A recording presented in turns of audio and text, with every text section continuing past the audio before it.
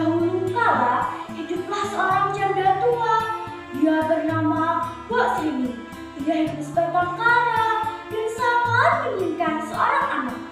Suatu malam, Mbok Srini bermimpi didatangi oleh sosok raksasa yang sangat besar.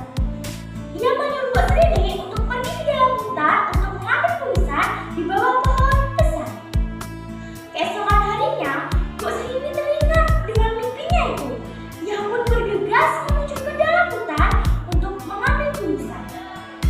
Dengan terkejut, Mbok Srini melihat bungkusan itu yang berisi sebutir biji mentimun. Mbok Srini ketakutan ketika melihat raksasa di hadapannya. Bukankah kamu menginginkan seorang anak? Tanamlah biji mentimun itu, kelak kamu akan mendapatkan seorang anak. Tapi ingat, kamu harus menyerahkannya padaku bila dia sudah berumur 16 tahun. Mbok Srini sangat senang dan setuju dengan tawaran tersebut. Kemudian raksasa itu memberikan biji mentimun itu dan menyuruh Mbok Srini untuk menanamnya di sekitar rumahnya. Besoknya dia menanam benih itu seperti yang diminta oleh raksasa itu. Tak lama kemudian benih itu tumbuh menjadi mentimun. Yang paling menarik adalah ada salah satu mentimun emas yang sangat besar. Mbok Srini mengambil emas itu dengan hati-hati dan membawanya pulang. Dengan hati-hati Mbok Srini memotongnya dan terkejut karena melihat bayi perempuan di dalamnya. Mbok Srini menamai bayi tersebut timun emas. Tahun berlalu, timun emas tumbuh menjadi gadis dewasa yang sangat cantik. Namun, setiap hari Mbok Srini memikirkan janjinya tersebut pada raksasa. Suatu malam, Mbok Srini bermimpi dia harus menemui orang petapa yang ada di atas bukit untuk membantu menyelamatkan putrinya. Keesokan harinya, Mbok Srini pergi ke atas bukit. Dia bertemu dengan orang pertama itu. Dia mengasih 4 tas kecil untuk Mbok Srini. Orang pertama itu berpesan untuk menggunakan tas kecil itu satu persatu. Kata orang pertama itu, Mbok Srini menganggukkan kepalanya sebagai tanda bahwa mengerti perintah tersebut. Kemudian ia pun pulang ke rumahnya.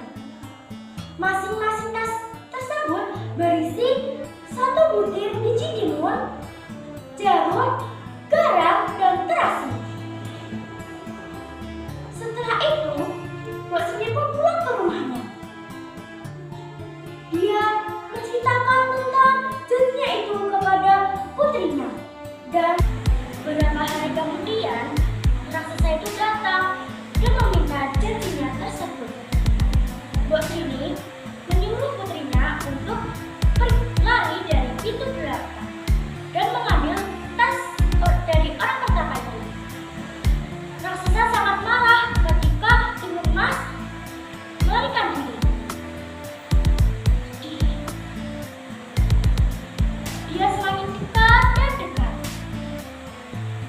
Setelah itu timun emas membuka kantong yang pertama yang berisi biji timun dan menebas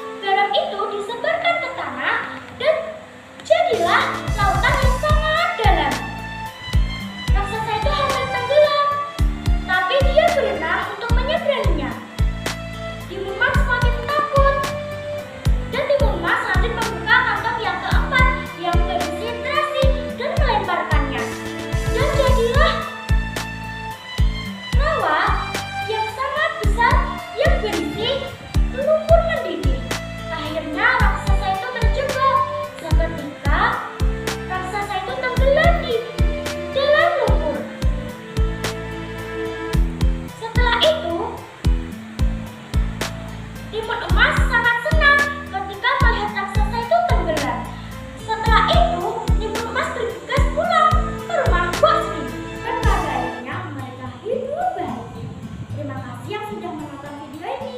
Sekian dari aku.